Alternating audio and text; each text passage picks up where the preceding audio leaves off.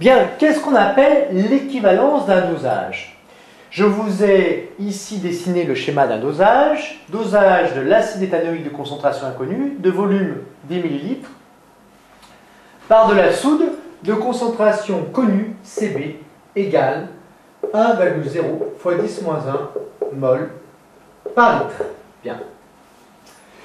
Je vais vous demander dans un premier temps d'écrire l'équation chimique de dosage et puis de remplir ce tableau correspondant au nombre de moles des réactifs à l'état initial, avant équivalence, à l'équivalence et après équivalence.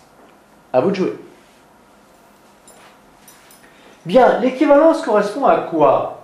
Eh bien, elle correspond au fait que les réactifs sont entièrement consommés, c'est-à-dire l'acide éthanoïque ici et la base H- que je vais verser dans le bécher, et ils ont été introduits dans les proportions stoichiométriques. C'est la base de l'équivalence.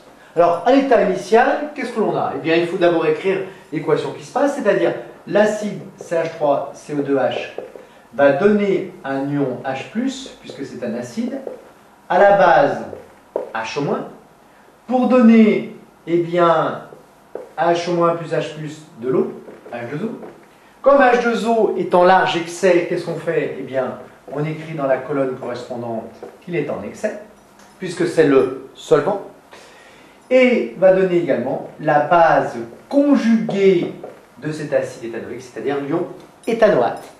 À l'état initial, combien j'ai de moles d'acide éthanoïque? Eh bien, la concentration fois le volume.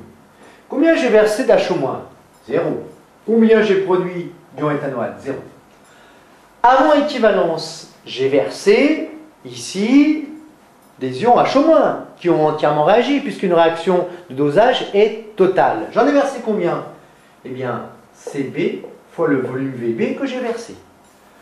Moins Xmax égale 0. Tous les ions H- qui sont tombés dans le bécher ont entièrement réagi. Combien est-ce qu'il me reste de CH3CO2H? Eh bien, ce qu'il y avait au départ, CaVa, moins quoi? Ce qui a réagi, c'est-à-dire Xmax, moins Xmax, c'est-à-dire moins CbVb.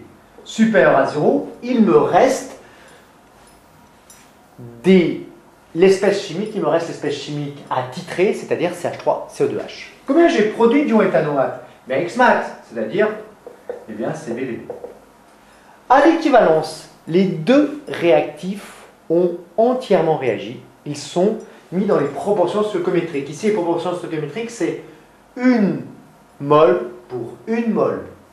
On a à ce moment-là CaVa moins Xmax à l'équivalence qui vaut 0.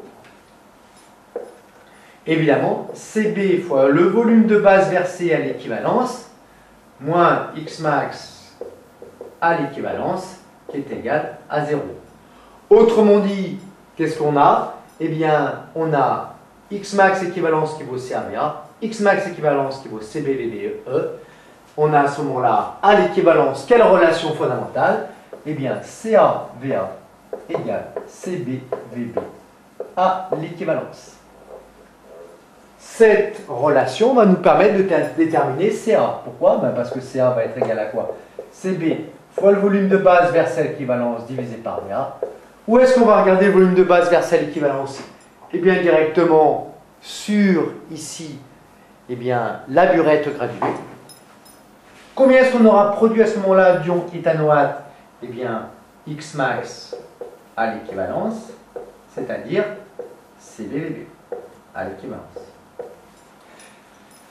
Et enfin, après équivalence, eh bien ici, j'ai plus d'acide, donc ça reste plus d'acide.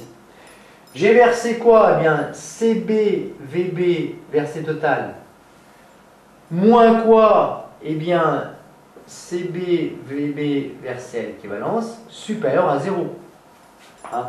Plus je verse d'ion H-, ces ions H- ne rencontrant plus d'acide éthanoïque, eh bien, ne réagissent plus.